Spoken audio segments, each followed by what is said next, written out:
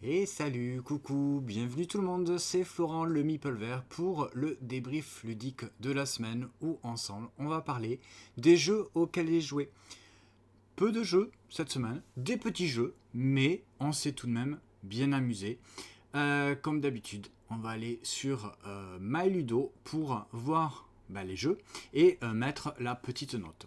Et on va commencer avec un premier jeu, on va pas aller sur MyLudo parce que c'est un prototype auquel j'ai joué. Et il n'y a pas de fiche MyLudo pour ce premier jeu. Ce premier jeu, je vous propose d'aller donc sur la page Instagram de l'éditeur qui nous propose ce jeu. Ce jeu, c'est Vilain Conte, donc c'est un nouvel éditeur, l'Akesis Game. Et donc c'est Vilain Conte, comme on peut voir sur la photo, même une petite vidéo de unboxing avec cette boîte. Bon, on peut regarder la vidéo en même temps, il n'y a pas le son. J'ai la boîte qui est là. Hop là. Alors c'est un prototype, hein, donc c'est du matériel qui n'est pas définitif. C'est un jeu de Stéphane Moiroux et illustré par Mélucina. J'ai la boîte qui est là.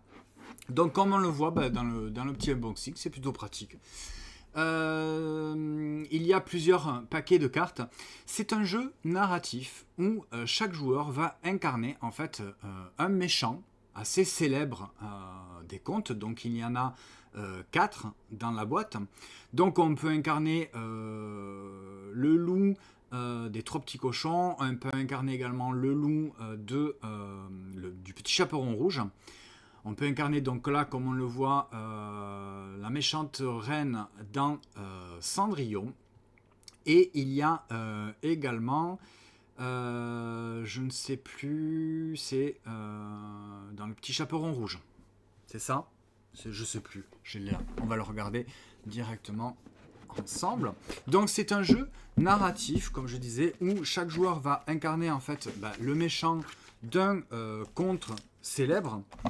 Avec chaque joueur va avoir sa petite boîte avec ses cartes à l'intérieur. Donc là, c'est Cendrillon. Là, c'est les trois petits cochons. Donc il y a également le petit chaperon rouge et Blanche-Neige. Voilà, c'est ça. Donc, par exemple, si je décide de jouer avec les trois petits cochons, eh bien je vais prendre ma boîte. Je vais prendre tout le matériel qui est à l'intérieur avec ma carte de personnage.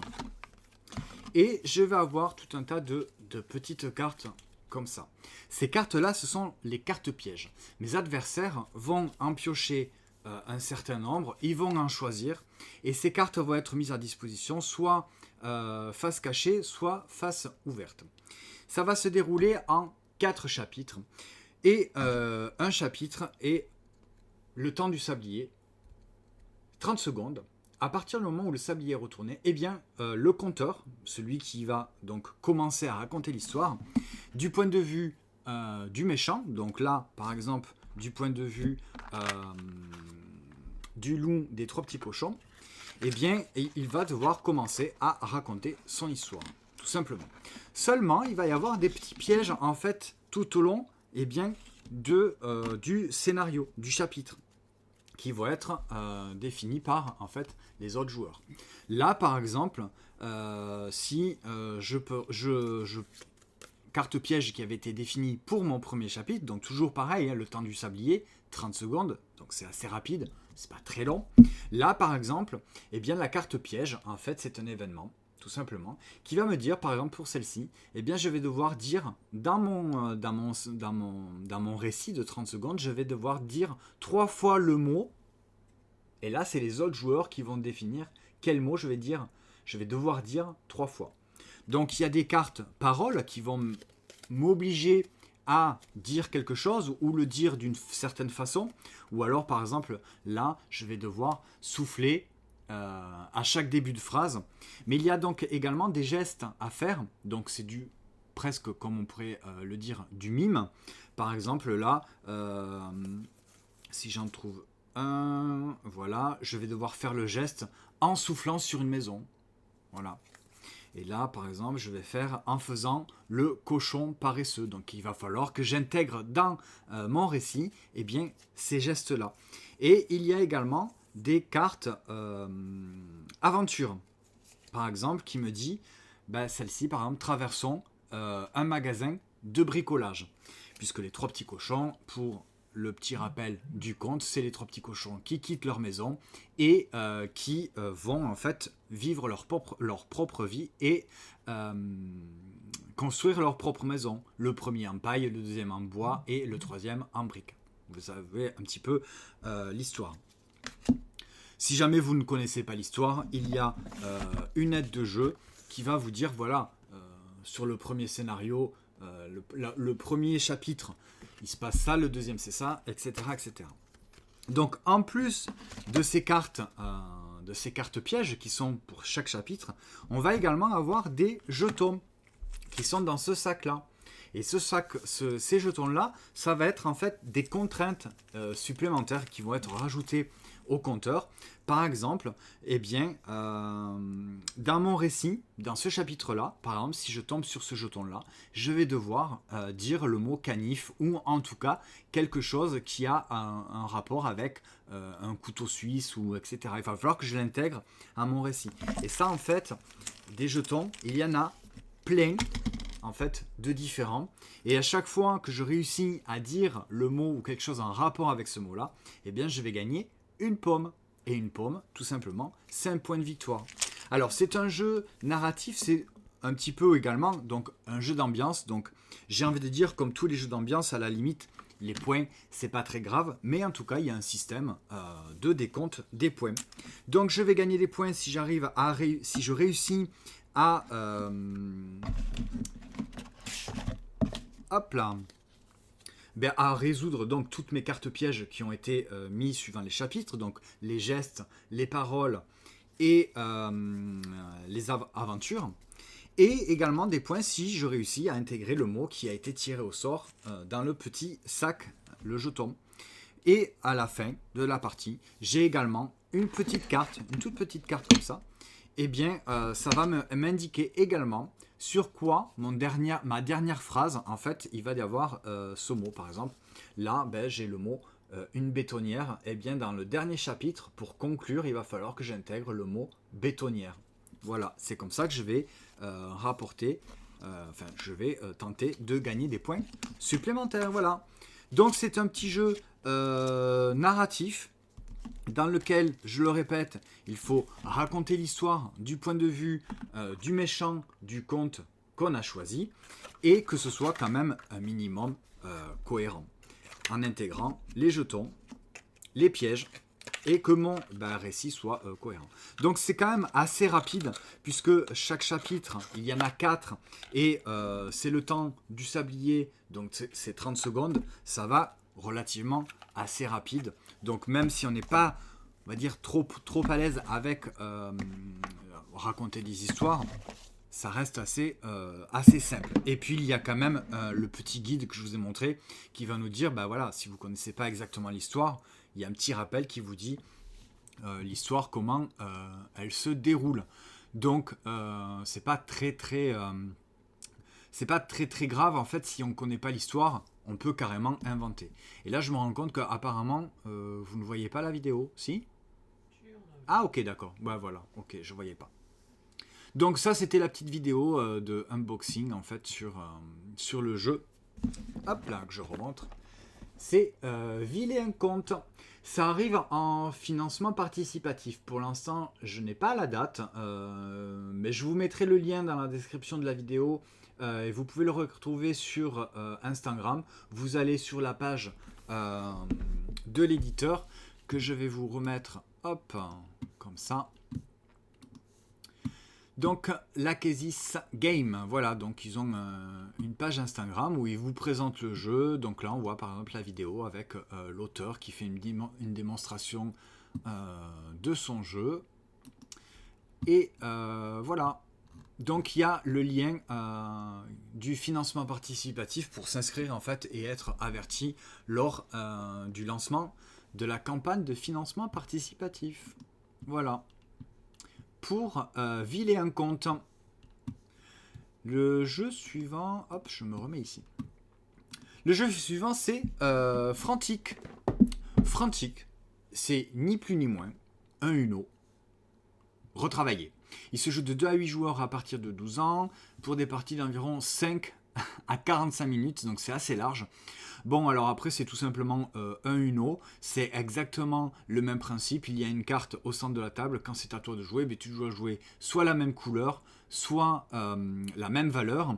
Et la différence avec le Uno, c'est que il y a toujours plus ou moins les mêmes cartes, c'est-à-dire de piocher plus 4, etc. Mais il y a d'autres cartes qui vont permettre de modifier un petit peu le déroulé du jeu. Mais c'est surtout qu'il y a des cartes, comment on dit, aventure. C'est pas vraiment des cartes aventure. Je sais plus comment ça s'appelle. Des événements, voilà, c'est ça. Donc, dans le paquet de cartes, il y a des cartes événements. Quand on va jouer certaines cartes, eh bien, il va y avoir tout un tas d'événements qui va pouvoir se passer. Soit, par exemple, là, j'en ai un, c'est la ligne d'arrivée. La manche se termine immédiatement.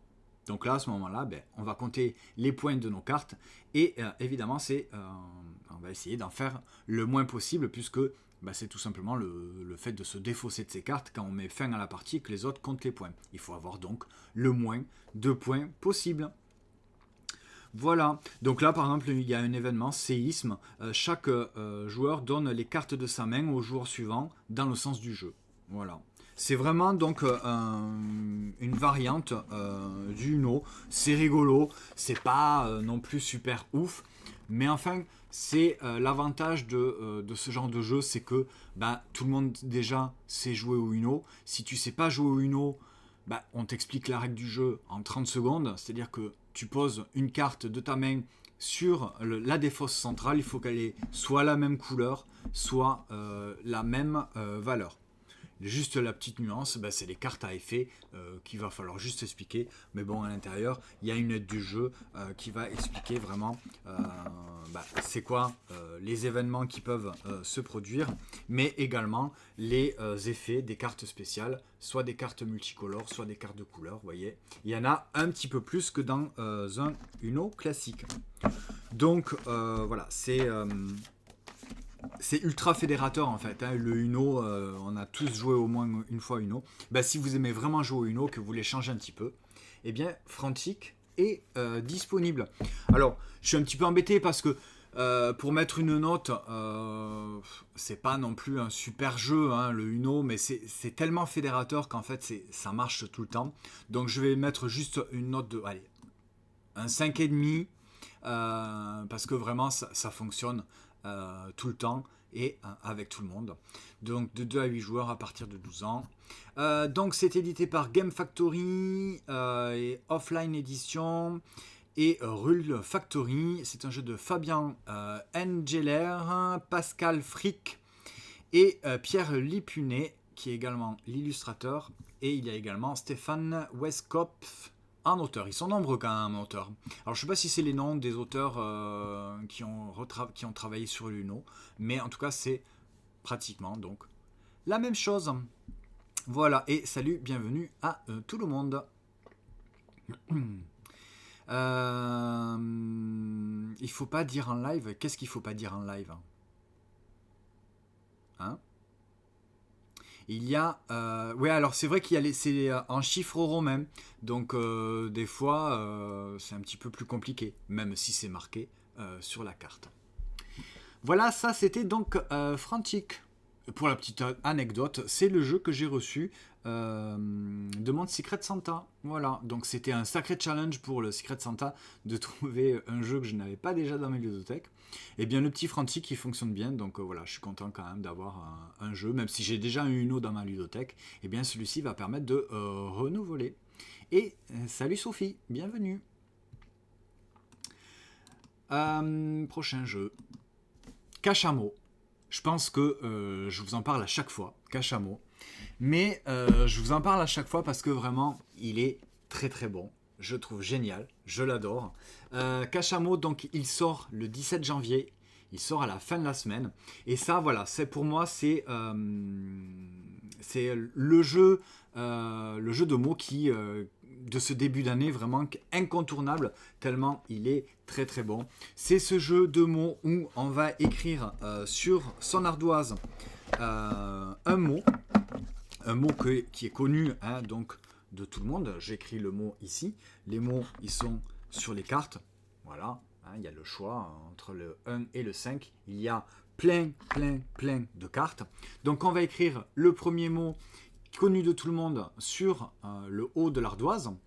Et ensuite, secrètement, eh bien, je vais écrire sur... Hop, j'ouvre mon ardoise sur la deuxième ligne. Je vais écrire un mot en rapport avec le premier. Et secrètement, je vais écrire également un mot sur la troisième ligne en rapport avec le deuxième mot que j'ai écrit. Je vais, hop, le fermer. Comme ça ne va faire apparaître que la première lettre des deuxième et troisième mots. Puis je vais écrire sur la deuxième ligne la deuxième lettre de mon deuxième mot, pour donner un petit peu un indice. C'est pareil, sur celui-ci de jeu, il y a également le sablier. Les joueurs ont le temps du sablier pour me faire une proposition, mais pas pour trouver le deuxième, mais pour trouver le troisième mot que j'aurais écrit. Si jamais au bout du premier sablier, personne ne l'a trouvé, je vais rajouter la deuxième lettre du troisième mot pour donner un indice supplémentaire, et à ce moment-là, on repart sur un temps de sablier. Les joueurs peuvent faire une seule proposition. Si les joueurs trouvent le mot sur le temps du premier sablier, c'est le joueur qui a trouvé qui remporte le point. Tout simplement, il remporte une carte. Si jamais personne ne trouve au bout du deuxième sablier, donc je rajoute une deuxième lettre, et bien à ce moment-là, si jamais les joueurs trouvent ici, ils rapportent un point, mais je vais également moi-même rapporter un point. Donc il faut trouver des associations en fait d'idées, de mots, que ce soit un petit peu évident, mais pas trop, pour que les joueurs en fait trouvent le troisième mot, mais au bout du deuxième sablier. Comme ça, moi aussi, je remporte des points. Voilà, donc Cache à mots, voilà, pour moi, c'est vraiment un petit coup de cœur de ce début d'année. Il sort là le 17 janvier chez Banquise. C'est un jeu... Alors, on va aller sur... Je vais me mettre sur la fiche, hein, voilà. Donc, c'est édité par Banquise. C'est un jeu de Akiyama Koryo et Kozu Yusei et illustré par Jérôme Soleil. Voilà. Donc ça, c'est pour moi, c'est un grand incontournable pour moi que je sors très souvent, très facilement, même à deux. On s'amuse bien, ça marche très bien. C'est une très grosse recommandation pour ce début d'année si vous aimez les jeux de mots. Salut Max, bienvenue, comment vas-tu? Comment va tout le monde dans le chat? N'hésitez pas à me dire si vous avez déjà joué, si vous avez des envies par rapport au jeu que je vous présente. Et n'hésitez pas si vous avez des jeux auxquels vous avez envie qu'on parle, c'est avec grand plaisir. Donc pour passer sur le prochain jeu qui m'a un petit peu moins convaincu, c'est Wizard's Cup. Alors, Wizard's Cup, c'est un jeu exclusivement donc pour 2 joueurs à partir de 12 ans, pour des parties d'environ 15 minutes, c'est super rapide. Il est sorti donc fin novembre de l'année dernière, aux alentours de 10 €. Un jeu édité par Jelly Game et en français par la boîte de jeu, c'est un jeu de Senji Kanai. Vous le connaissez, Senji Kanai, puisque c'est l'auteur de Love Letter. Et illustré par Yamamori. Donc les joueurs incarnent des sorciers et on va jouer tout simplement des cartes pour faire une espèce de bataille. En gros, c'est ça. La petite particularité du jeu, c'est qu'on a tous les deux joueurs, exactement le même deck de cartes. Sur ce même deck de cartes, on va en sélectionner 5 et une sera choisie au hasard par son adversaire.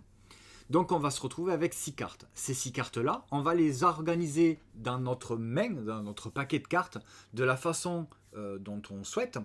Et le jeu se déroule comme ça. On va prendre la première carte de notre paquet de cartes et on va la dévoiler. On va la mettre dans cette zone de duel.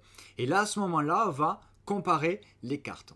Premièrement, on va regarder l'effet de la carte, si elle en a une, l'effet immédiat. Si ça ne départage pas le gagnant, eh bien on va regarder un élément, voilà. Donc il y a il y a le néant qui est représenté par ce petit losange gris. Il y a la lumière, comme ça, le jaune. Il y a le feu, l'eau, la nature. Et il y a également l'obscurité. Ouais, c'est ça, c'est l'obscurité. Et donc après, voilà, il y a tout un système de qui est-ce qui remporte le duel par rapport à ça, en sachant que eh bien, l'eau remporte sur le feu remporte sur la nature remporte sur l'eau, etc., etc. Il y a toute cette carte d'aide qui va en fait nous rappeler, je ne sais pas si on le voit bien, si je me mets comme ça. Voilà, donc le néant, lui, eh ben, il n'a pas de faiblesse, c'est juste par rapport à son effet et à sa valeur. Et après, on voit tous les qui est-ce qui remporte le duel par rapport aux autres cartes. Et il y a la lumière qui gagne toujours sur l'obscurité.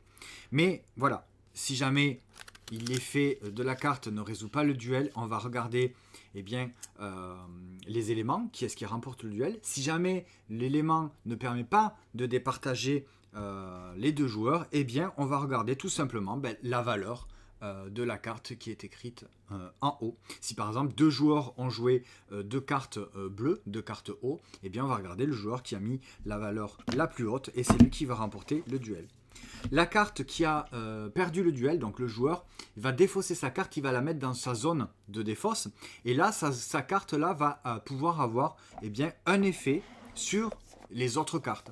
Donc ça me fait penser un petit peu au jeu Challengers. C'est plus ou moins le même principe de bataille, c'est-à-dire qu'on va dévoiler des cartes, on va appliquer les effets, on va regarder la valeur, etc. etc.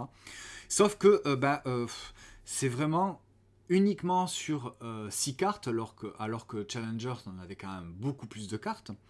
Et c'est beaucoup d'aléatoires. Mais il y a tellement peu de cartes qu'on n'a pas vraiment moyen de contrôler. Il y a juste entre deux manches, on a juste le droit d'échanger une carte avec une carte qu'on n'aurait pas sélectionnée dès le début. Mais c'est tout. Et en fait, malheureusement, on n'a pas trouvé ça, on ne s'est pas vraiment amusé en fait, puisqu'on fait juste que dévoiler les cartes. Et il n'y a pas comme dans Challengers où on va construire, on va acheter des nouvelles cartes, on va choisir de nouvelles cartes plus fortes ou en plus grand nombre. Mais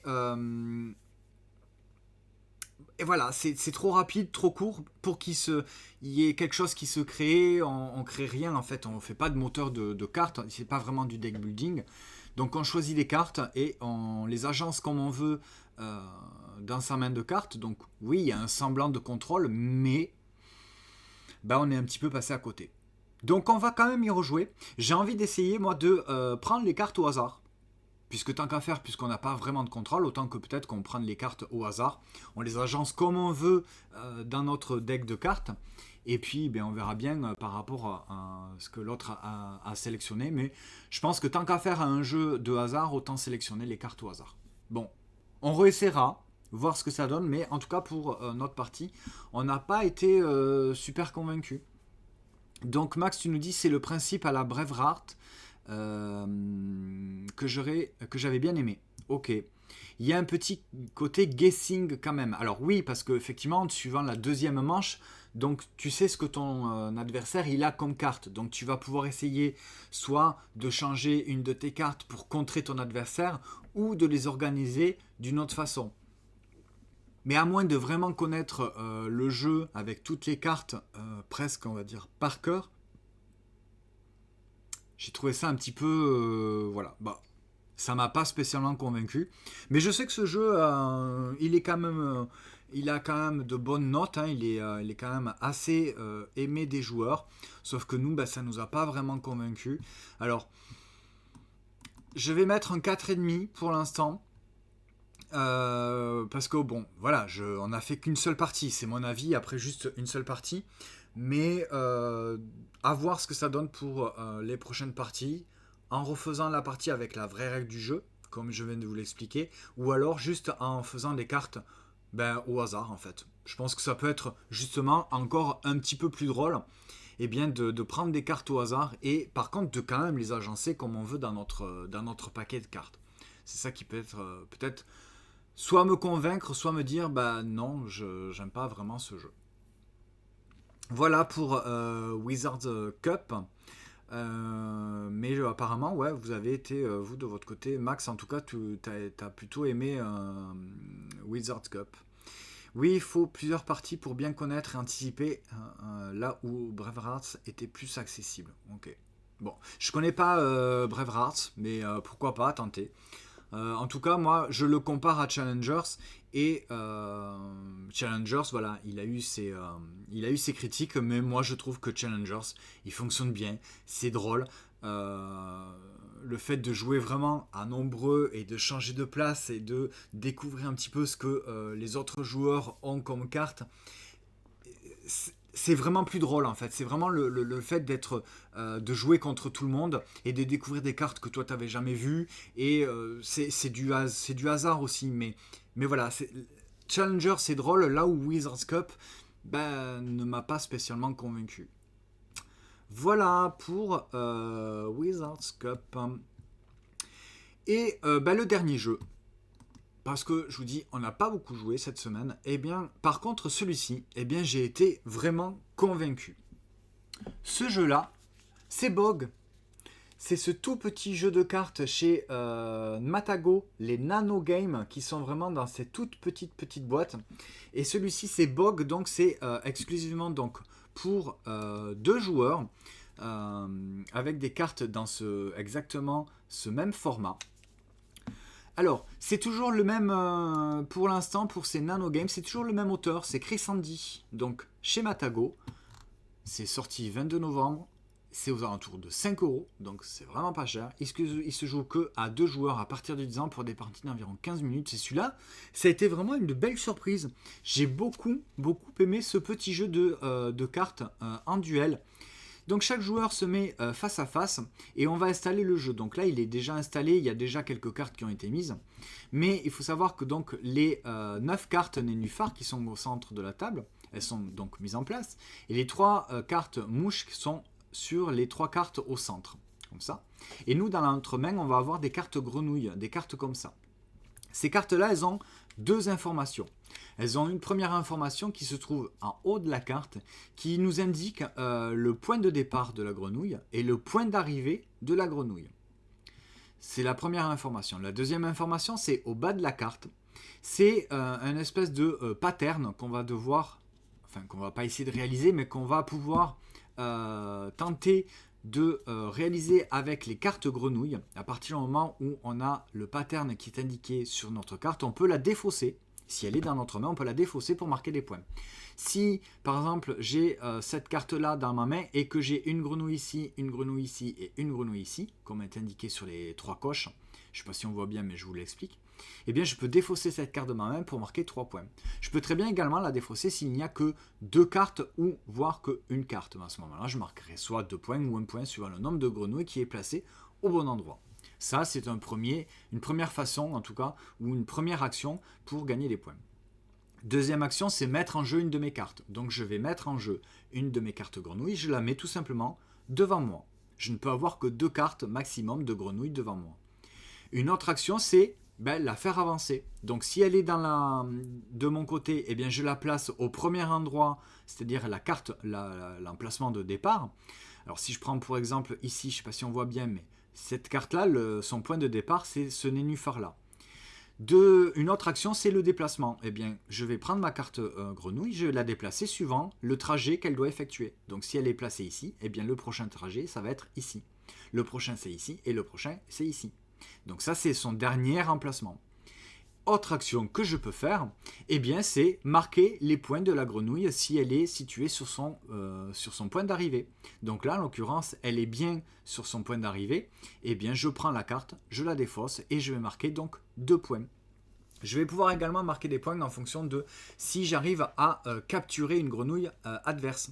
C'est-à-dire que si une carte grenouille de mon adversaire se trouve sur mon chemin et qu'au moment du déplacement, eh bien, je vais sur le même nénuphar que la grenouille adverse, eh bien, je prends la grenouille adverse et je vais marquer un point. Il y a également donc ces cartes mouches. Si je tombe avec ma grenouille pendant son déplacement sur une carte mouche, je vais pouvoir donc l'enlever, la placer à un autre endroit, ce qui va me permettre en fait de repiocher des cartes. puisqu'au fur et à mesure, je vais mettre mes cartes en jeu, soit sur devant moi, soit sur les nénuphars. Au fur et à mesure, je vais avoir de moins en moins de cartes. En sachant qu'au début de la partie, j'ai 2 ou 3 cartes, si je suis premier joueur ou pas. Et donc, pour repiocher des cartes, refaire sa main, eh bien, il va falloir que j'atterrisse avec une de mes grenouilles sur une carte mouche pour pouvoir repiocher. Eh bien, avec ce tout petit matériel, franchement, c'est très très malin et très tactique. Et franchement, on a passé un super moment parce que en fonction de là où est positionné les grenouilles, eh bien, tu vas pouvoir bloquer ton adversaire. Et il y a des moments, tu n'auras pas le choix que de te mettre à un endroit sur un nénuphar et te faire manger la grenouille par ton adversaire. Donc, il va falloir que tu essayes de positionner tes grenouilles au meilleur moment, au meilleur endroit, pour qu'elle puisse faire son trajet jusqu'au bout pour marquer des points, en essayant de ne pas te faire manger la grenouille par ton adversaire, puisque à ce moment-là, la grenouille elle est défaussée, et c'est lui qui va pouvoir donc marquer des points. C'est très très malin, j'ai beaucoup aimé ce jeu, donc je lui mets un 7 pour l'instant. Voilà, c'est tout simple, des toutes petites cartes comme ça marche très très bien. C'est une belle recommandation. Pour 5€, vous avez un jeu pour 2 joueurs. Comparé à ça n'a rien à voir. Enfin, moi, je me suis beaucoup plus amusé à jouer à Bog que à Wizard's Cup. Ce sont les comparaisons. En tout cas, voilà. Pour Bog, moi, c'est vraiment un jeu qui m'a convaincu. Et oui, effectivement, tu vois le chemin des grenouilles adverses. Donc, tu peux un petit peu anticiper. Tu peux essayer de planifier pour te positionner, pour le bloquer, pour lui dire attention, si ta grenouille, je sais qu'elle va là le prochain, si tu choisis de faire cette action de les déplacer, eh bien moi, ma grenouille, elle va faire son déplacement et elle va la manger. Donc voilà, mais c'est vraiment, c'est malin, c'est tout bête et ça marche super bien. Voilà pour Bog chez Matago. Et nous avons terminé puisque on n'a pas beaucoup joué et c'était plutôt des petits jeux qui passent bien, qui sont sympas, qui sont rigolos. Donc ces 2 jeux-là, enfin ces 5 jeux que je viens de vous montrer, on y a joué à 2, ça marche bien. C'est Bog, oui. Alors Frog, non, parce que Frog c'est des grenouilles, mais c'est pas le nom du jeu. Le nom du jeu c'est bien Bog. Voilà, je sais pas ce que ça veut dire d'ailleurs Bog, si ça veut dire quelque chose. Si c'est le cri de la grenouille peut-être en anglais, je ne sais pas. Voilà, on a fait le tour des jeux joués. C'était un petit live. N'hésitez pas à follow la chaîne en cliquant sur suivre et également cliquer sur la petite cloche pour être notifié des prochains lives. Ce live il sera remis en replay sur YouTube. N'hésitez pas à aller sur YouTube également pour vous abonner à ma chaîne pour voir tous les replays. Sinon, je vous retrouve sur Instagram, puisque principalement je suis sur Instagram. La prochaine review, je vais vous parler de Cachamot. Je pense que je vais la faire demain. Donc demain sur Instagram, vous allez pouvoir retrouver ma petite chronique sur Cachamot. Et donc on se retrouve sur Instagram tous les jours pour les stories de partage et des reviews, et également donc le samedi matin sur Twitch pour les sorties JDS. Écoute, ouais, Cachamot, moi j'ai trouvé ça vraiment très très bon. Donc on a parlé de Cachamot, on a parlé du jeu de Uno, hop là, Frantic. On a parlé de Wizard's Cup et on a parlé de ce joli prototype de jeu où on se raconte des histoires, Ville et un conte, qui arrive bientôt en financement participatif sur Ulule. Hein? Et Bog. Voilà. Ce petit jeu là. Hop là, on voit pas, ça fait beaucoup de lumière. Voilà. Bog. Nanogame chez Matago. Voilà. Alors, Max, tu nous dis Cachamot a très hâte de tester, d'essayer. Ouais, franchement, si tu aimes les jeux de mots, il marche super bien. C'est très, très simple, assez rapide. Et tu n'as pas joué ce week-end. Bon, j'ai envie de tester Stone Pine Architects. Ouais. Alors moi, on l'avait essayé à Vichy. on n'a pas fait une partie entière, mais moi j'avais trouvé ça plutôt pas mal. Je l'ai pas dans ma ludothèque, mais j'avais trouvé ça assez simple, assez tactique. Le fait de se drafter des cartes pour construire au fur et à mesure son donjon et essayer d'avoir des objectifs de monstres ou de pièges, etc. Et de salles également. Euh, je vais trouver ça plutôt pas mal, ouais. Alors il y a un jeu de mots qui me donne envie, qui sortira pas du tout de suite, c'est Color Words, vu sur un monde de jeu. Color Words, eh bien on va aller regarder ça, qu'est-ce que c'est ça? Color Words. Allez, on va taper Color Words. Ça me dit rien. Là il le trouve pas. C'est écrit comme ça ou pas? Peut-être sans le S. Non, j'ai pas l'impression. Voyons, qu'est-ce que tu m'as dit? Il est sur Ludum, Color Words. Bon. Allez, on va regarder, on a le temps, hein. Ça n'a pas duré longtemps, ce live. Hop là, tac. Tac, je fais ça, je fais ça. Si je fais ça, je fais ça. On va aller sur Ludum, puisque tu nous dis que c'est sur Ludum. Color Words.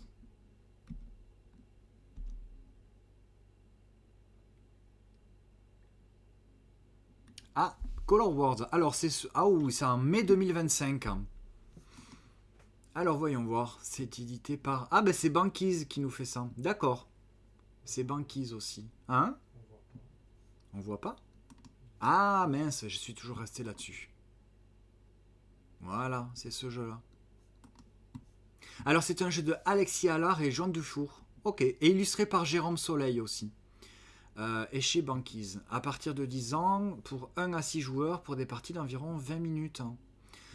Alors, ok, un jeu de lettres familial qui dépoussière le genre. Ah, ça a l'air d'être un jeu de mots croisés, c'est rigolo ça. Alors écrivez un mot sur votre ardoise. Faites correspondre les lettres et les couleurs pour marquer des points. Composez la meilleure grille de 6 mots. Ok, eh bien, je pense que j'aurai l'occasion de voir ce jeu-là à Cannes. Donc je vous en reparlerai. Bah oui, on aime bien nous les jeux de mots comme ça. Donc il va falloir attendre un petit peu pour pouvoir réellement l'avoir en boutique, puisque c'est prévu pour le 9 mai 2025. Mais maintenant que tu m'en parles, effectivement, Max, Color Wars, ouais. Je pense que j'aurai l'occasion d'y jouer à Cannes avec Banquise. Ok, bah merci pour l'info. Je n'hésiterai pas à vous en reparler une fois que j'en serai un petit peu plus. Ouais, ouais, ouais. Qu'est-ce que je voulais dire? Je sais plus. Je voulais dire quelque chose ou pas? Non. Oui, oui, mais à Cannes, il y sera. Mais maintenant que tu me le dis, effectivement, quand on a reçu enfin, je commence un petit peu à prendre des rendez-vous pour Cannes. Et Banquise, effectivement, on remplit un petit formulaire avec les jeux qui nous intéressent. Et maintenant que tu me le dis, Color Wars, ouais, ça me parle. Le jeu était proposé en tout cas pour le tester à Cannes. Donc, oui, il y a de fortes chances, effectivement, que je vous en reparle. Voilà. Hop. On met là-dessus. Merci beaucoup d'avoir suivi ce live. On se retrouve donc samedi sur Twitch à 11h pour les sorties jeux de société. Il y a pas mal de choses dont on va parler, notamment encore une fois de Cachamon, puisque ça sort vendredi. Quittez pas tout de suite, on va peut-être essayer de regarder pour faire un raid sur une autre chaîne Twitch. Salut Ecoq, je savais pas vu que tu étais là. Voilà. Je sais plus ce que je voulais dire. Bref, si le samedi matin à 11h pour les sorties de jeux de société, le lundi c'est à 20h pour le débrief ludique, sinon c'est sur Instagram tous les jours, story de partage de découverte, la review de Cachamon qui arrive normalement demain, et en attendant, je vous dis bonne soirée et amusez-vous bien. Salut!